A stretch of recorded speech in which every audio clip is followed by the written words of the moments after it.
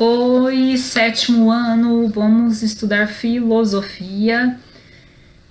Olha só, vocês tiveram algumas atividades para fazerem, né? Nas aulas programadas da semana passada, eu quero dar uma corrigida nessas atividades com vocês.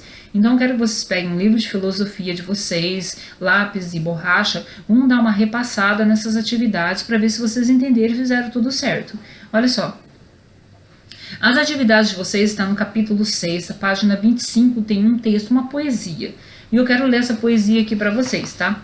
Então presta atenção, vocês já fizeram essas aulas programadas, mas é importante ver se vocês fizeram tudo certinho. Olha só, o texto de reflexão da página 25 é uma poesia e diz assim: há tantos quadros na parede, há tantas formas de se ver o mesmo quadro. Sim, é interessante, dependendo do quadro, a pessoa olha o quadro assim, às vezes uma coisa que chama atenção para você não é a mesma coisa que chama atenção para outra pessoa. Às vezes você observa muitos detalhes no quadro que uma outra pessoa não observa. E às vezes você observa uma coisa que você está vendo no quadro e que a outra pessoa não está enxergando. Aí você mostra para ela: olha, você não está vendo isso no quadro? O quadro está... Aí, nossa, eu mesmo não tinha percebido. Mais ou menos assim, tá? Há tanta gente pelas ruas, há tantas ruas e nenhuma é igual a outra. Ninguém é igual a ninguém. É verdade, ninguém é igual a ninguém. A gente sempre tem diferença. A gente pode ser parecido com a cara do pai e da mãe, ter algumas características de caráter do pai e da mãe, mas cada um tem o seu próprio jeito também, tá? Me espanta que tanta gente sinta, se é que sente, a mesma indiferença, né? Se a gente for pensar bem nas ruas, quando a gente anda nas ruas, né? Sempre tem muita gente nas ruas, as ruas todo dia tem gente diferente, ou as mesmas pessoas, ou os carros passando, os carros diferentes. Então, isso aqui tá querendo dizer, a indiferença, assim, que ninguém para pra conversar com ninguém. Geralmente em cidade grande é complicado, mas você vai numa cidade bem pequena, você tá andando pelas ruas, você sempre encontra alguém conhecido. Aí vai repetindo aqui, né? Há tantos quadros na parede, há tantas formas de se ver o mesmo quadro, há palavras que nunca são ditas. Ai, é tão triste. Palavras que você espera que as pessoas digam para você e elas nunca dizem, né? É triste isso. Há muitas vozes repetindo a mesma frase: ninguém é igual a ninguém. Me espanta que tanta gente minta descaradamente a mesma mentira. É duro, hein? A mentira, eu vou falar, é uma coisa terrível. É uma coisa infeliz. Como eu detesto a tal da mentira. E é difícil a mentira. São todos iguais e tão desiguais, é verdade. Nós somos todos seres humanos, nesse ponto nós somos iguais, né? Falamos a mesma língua, somos iguais. Moramos no mesmo país, nesse ponto somos iguais. Mas somos desiguais em questão de comportamento, em questão de caráter. Uns mais iguais que os outros. Há pouca água e muita sede, uma represa, um apartheid, né? A vida seca, os olhos úmidos, entre duas pessoas, entre quatro paredes. Tudo fica claro, ninguém fica indiferente, ninguém é igual a ninguém. Me assusta que justamente agora todo mundo, tanta gente tenha ido embora. Então, assim, é uma poesia, né? Que está sendo falada aqui de uma música, Engenheiros do Havaí. São todos iguais e tão desiguais, uns mais iguais que os outros. O que me encanta é que tanta gente sinta, se é que sente, ou minta desesperadamente da mesma forma. Aí continua aqui o refrão: são todos iguais e tão desiguais, uns mais iguais que os outros. É assim, você, às vezes é bem mais parecido com uma pessoa do que outra, tal, né? Então, lemos o texto, poesia, né? Uma música da página 25. Vamos para a página 26 aí no livro de vocês. Olha só. Eu imagino que talvez alguns de vocês não fizeram essa atividade. Então presta atenção nessa atividade da página 26 para quem não fez. Olha só, atividade número 1. Para responder a esta questão, a turma será dividida em duplas. Não tem como fazer isso. Então olha como que vocês vão fazer. Um dos componentes de cada dupla terá os olhos vendados e o outro deverá guiá-lo pela escola. Em seguida, será a vez do componente que havia sido guiado conduzir o colega, tá? Todos terão de que escrever um pequeno relato sobre as seguintes experiências. Ser guiado por alguém e não ter a visão por alguns momentos, né? Explica essa experiência. O que é isso? Ser guiado por alguém e não ter a visão por alguns momentos. Então é o seguinte, você vai falar para o seu pai, para sua mãe, para o seu irmão: você vai vendar os seus olhos e pede para a pessoa te guiar pela casa toda, no corredor. Aí você vem aqui e você vai registrar qual que é essa sensação de ser guiado por alguém e não ter a visão. Beleza? Se não fizeram, podem fazer, tá? Depois vocês podem fazer aí. E qual que é a sensação de guiar alguém que não pode ver? Aí você pega e põe a venda na mãe de vocês, ou no irmãozinho, ou em alguém que tá aí do lado de vocês, e guia. Falando, ó, cuidado, né? Ó, levanta o pé, desce o pé, vem mais pra cá. Guia pela casa, pronto, fez a atividade, tá? Prática. Vocês vão vir aqui e falam como que é sentir essa experiência de guiar alguém que não pôde ver. Vocês alguma vez já guiaram uma pessoa que não podia ver? Coloca aqui como é que foi essa experiência. Uma vez eu fiz isso, né? Quando eu estava andando nas ruas aqui de Campo Grande, faz bastante tempo. Eu guiei uma pessoa cega que estava com uma criança pequena. Eu senti que ali tinha uma dificuldade, sabe? Quando você fala, meu Deus, eu preciso ajudar. É uma sensação incrível de guiar alguém. Você está assim, se sentindo extremamente necessário em estar ajudando alguém. Você dá um prazer, uma alegria dentro, a pessoa te agradecer depois, entende? E aí você fica assim, puxa vida, né? A pessoa precisa de outras pessoas para ser ajudada, quem é cego, entenderam? Então faça essa atividade aí. Tem no número 2, tem um texto aqui.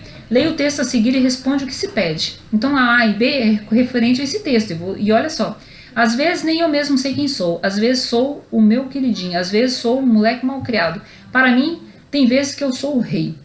Herói, voador, cowboy, lutador, né? Jogador, campeão. Às vezes sou pulga, às vezes sou mosca também. Que voa e se esconde de medo e vergonha.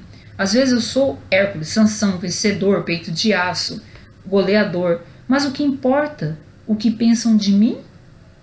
Eu sou quem sou. Eu sou assim, sou menino, né? Primeira questão. Como você define a identidade do narrador? Como que você define a identidade do narrador? Quando você vê tudo isso aqui, qual que é a identidade do narrador? O narrador é alguém que está falando de si mesmo. O narrador está falando as suas características. Ele é um menino. O narrador é um menino, como se fosse um menino falando dele mesmo, certo? É a resposta. E você? Quem é?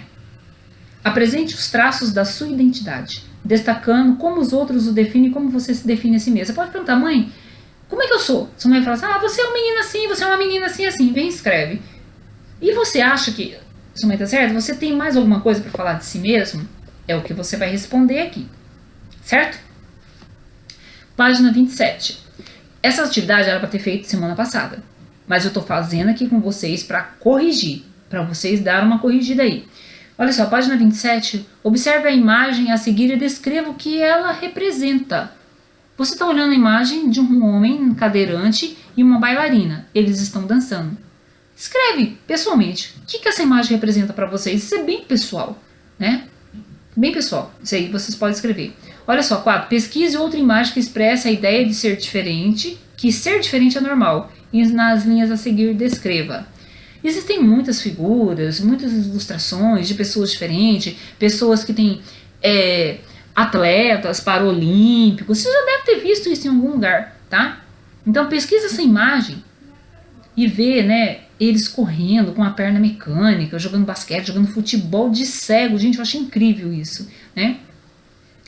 E descreve o que você sente quando você vê isso, né? Pesquisa, expressa a sua ideia de ser diferente, né? Você fala assim, aí você expressa aqui a sua ideia, tá? O seu sentimento com relação a isso. Quando eu vejo aquele cego jogando futebol, eu falo assim, meu Deus, eu nem acredito nisso.